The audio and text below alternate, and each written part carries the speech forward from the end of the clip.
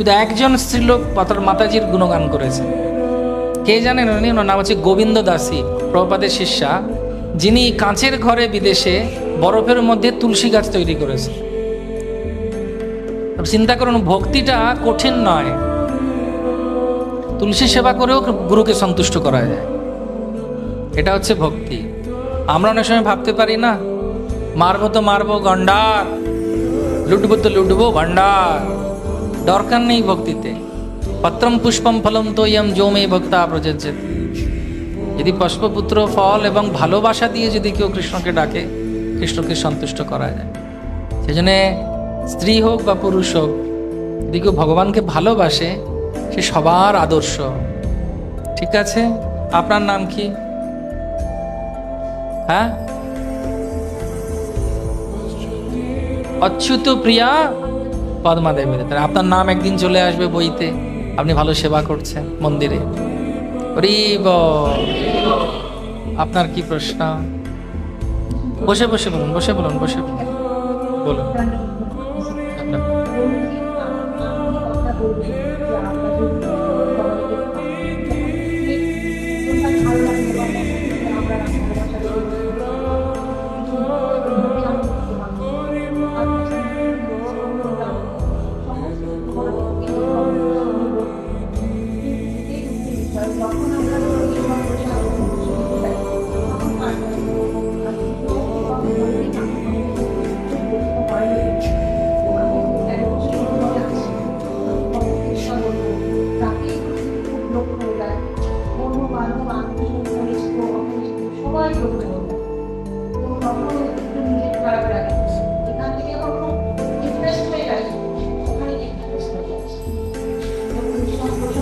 আচ্ছা, ভক্তি সিদ্ধান্ত সরস্বতী ঠাকুর বলছেন, একজন ব্যক্তিকে যদি আপনি কাউকে বলতে যান কৃষ্ণ কথা, 3 বার চেষ্টা করতে পারেন। 3 বারে যদি না হয়, ভগবানের উপর ছেড়ে দিন, আর বলার দরকার নেই। সেটা পুত্র হতে পারে, পতি হতে পারে, ছেলে হতে পারে, মেয়ে হতে পারে, জামাই হতে পারে, দাদা দিদি, নানা নানি, চাচা চাচি। 3 বারের বেশি চেষ্টা করার দরকার নেই, এটা উনি বলেছেন। দ্বিতীয়ত হচ্ছে, আমরা শুধুমাত্র বললে প্রচার করলে হবে না, আপনাকে নিজেকেও সন্তুষ্ট থাকতে হবে। সব থেকে বড় প্রচার হচ্ছে, প্রথমত হচ্ছে যে এই প্রচার শব্দটা এখন আমরা ইসকনে ব্যবহার করি না। আমরা বলি আরেকজনের কাছে কৃষ্ণ পৌঁছে দেওয়া। ইংরেজি ভাষায় বলে প্রিচিং, এটা লোকে ভালো চোখে দেখে না। আমাদের এখন শব্দটা হয়েছে, আমরা ব্যবহার করব আউটরিচিং। আউটরিচিং মানে হচ্ছে আরেকজনের কাছে পৌঁছানো। তো সেজন্য অনেকে ভাবতে পারে যে আমি কি কম জানি নাকি। যেমন প্রভুপাদ বলছেন, কলকাতার একজন ঠেলাওয়ালাও তারও পইতে আছে আশীর্বাদ দেয়, তাকে আপনি কি শেখাবেন? কিন্তু আপনি নিজে যদি সন্তুষ্ট থাকেন, আপনি নিজে যদি সবাইকে ভালোবাসা দেন,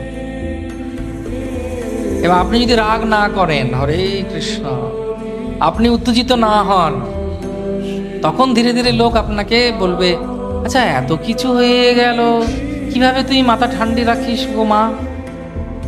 কারণ আপনি বলবেন হরে কৃষ্ণ কৃষ্ণ কৃষ্ণ হরে হরে, হরে রাম রাম রাম। যে গীতা পড়েনি, সে গীতা আরেকজনকে দেবে কেমন করে? সে নিজেই গীতা পড়ে পড়েনি, তার উপলব্ধি হয়নি। অনেক সময় আমি দেখি অনেক ভক্ত বলে, গীতা নিন না, এর মধ্যে সব উত্তর আছে, খুব আনন্দে থাকবেন, আর নিজের মুখটাই বাংলার 5 হয়ে রয়েছে। তখন তারা বলে, আপনি আগে গীতাটা পড়ুন, মুখটা একটু হাসুন, তারপরে দেবেন। তো বক্তব্য হচ্ছে, এটা হচ্ছে দ্বিতীয় জিনিস যেটা আমি বলি, যে আপনাকে নিজেকে আগে সন্তুষ্ট রাখতে হবে। আমি যদি ভাবি একাদশী রে কত তাড়াতাড়ি চলে আসে আজকাল, দূর, কারণ আমাদের অন্নময় প্রাণ। কিন্তু আপনি যদি উৎসাহ নিয়ে করেন, আমরা যখন করি, তখন এই উৎসাহটা হচ্ছে কন্টেজিয়াস মানে সংক্রমক। প্রভুপাদ কিভাবে সবাইকে ভক্ত বানিয়েছে? নিজেকে আগে সন্তুষ্ট হতে হবে, নিজেকে খুশি থাকতে হবে। সেটা হবে সাধনার মাধ্যমে। নিজে যদি আমি সাধনা ভালো না করি আর ভাববো যে আমার কথা সবাই শুনবে, আমি বলছি না যে আপনি করেন না, তৃতীয় জিনিস মাতাজি যেটা সব থেকে বেশি দরকার, সেটা হচ্ছে স্থান কাল পরিস্থিতি। পাত্র, যে কি রকম লোকের সঙ্গে আপনি কথা বলছেন। একবার একটা বিয়ে বাড়িতে আমাকে নিয়ে গেছে, বলছে বিয়ে বাড়িতে হুলুস তুলুস চলছে, চেঁচামেচি, বলছে আপনি এখন সবকিছু থামিয়ে কৃষ্ণ কথা করুন। আমি ওখানে হবে না, না আপনাকে করতেই হবে, ওইভাবে হয় না, পরিবেশ চাই। এমন কেউ একটু দুঃখে রয়েছে, হ্যাঁ বলেছিলাম হরিনাম করলি না তো হলো সর্বনাশ। তার তখন দরকার আদর, তাকে বুকে টেনে নিতে হবে, তাকে ভালোবাসা দিতে হবে, তার সঙ্গে সময় কাটাতে হবে। আমার বাবা ডাক্তার, বাবা অন্য কিছু বিশ্বাস করতেন, কিন্তু আমি নিজেও বাবাকে কোনোদিন কিছু বলতাম না। আমার অন্যান্য বন্ধু বান্ধবদেরকে দিয়ে বাবার সঙ্গে কথা বলাতাম, কারণ আমি গেলে একটু রেগে যেতাম, এগুলো বুঝছো না কেন, বাবা তো। কিন্তু আমি আমার বন্ধুদেরকে কাজে লাগালাম, আমার বৈষ্ণব বন্ধুদের। বাবা এখন ব্রাহ্মণ দীক্ষিত ভক্ত ইসকনে। গুরু মহারাজ ছিল জয়প্রতাপের সময়, গুরু মহারাজের দিকে হরিনামও পেয়েছেন, ব্রাহ্মণ দীক্ষাও পেয়েছেন। 78 উনার বয়স। তো সেই জন্য উনি ভক্ত হলেন, doctor, assistant director of health services ছিলেন। বিজ্ঞানসম্মত বুদ্ধি কিভাবে হলো না, ওইভাবে প্রসেস করতে হবে আপনার। সবার জন্য এক নিয়ম লাগু হবে না। 10 কিভাবে আসে, কোন স্টুডেন্ট বুঝবে, ছাত্র বুঝবে 5 আর 5 10, কেউ বুঝবে 8 আর 2 10, কেউ বুঝবে 2 + 8 10, কেউ বুঝবে 1 + 1 + 1 করে করে করে করে করে করে করে লাস্ট 10, তাই না? সবার জন্য সবকিছু। প্রভুপাদ প্রথম 6 মাস বিদেশে গিয়ে কিছু বলেনি নেই কাউকে, শুধু সেবা করেছে। একদিন সবাই জিজ্ঞেস করছে, আপনি এত করেন আমাদের জন্য, আপনার জন্য কি আমরা কিছু করতে পারি? এইবার ঘুঘু ফাঁদে পড়েছে। ব্যাস, উনি তখন লিখে দিলেন এইগুলো করলে ভালো হবে। বলছে ওরে বাবা, এত কিছু করতে হবে। প্রভুপাদ অনেক ছাড় দিয়েছিলেন। প্রভুপাদ যখন একজন ঠাকুরের বিগ্রহ দিয়ে চলে গেছে, আর প্রভুপাদ গেছেন লস অ্যাঞ্জেলস, নিউ ইয়র্কে ঠাকুর রয়েছেন, প্রভুপাদকে চিঠি এসেছে, প্রভুপাদ আপনি যে বাবাকে বলছিলেন না ঠাকুরকে মুছতে হবে কাপড়ে, আমরা মুছে দিচ্ছি, কিন্তু না, আমাদের সবার ব্যবহারের পরে আমরা কৃষ্ণকে মুছছি।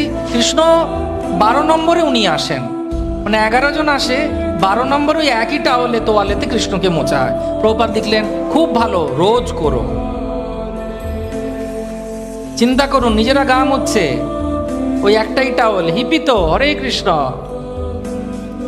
11 নম্বর হচ্ছে লোক, 12 নম্বরে কৃষ্ণ মুখটা ওটাতেই মোছা হচ্ছে।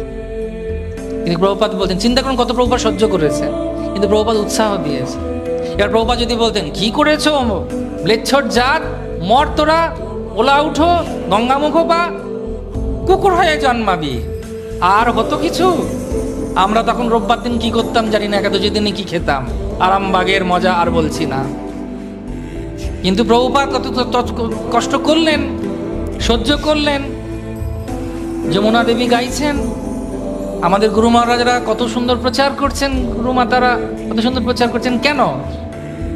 স্থান কাল পাত্র হিসেবে বিচার করে আমাদের করতে হবে। বোঝা গেছে? আপনি খুশি? কি মিষ্টি হাসছেন, খুব ভালো লাগছে। এইভাবে আপনি হাসুন, আপনি হেসে হেসে ভক্ত বানান।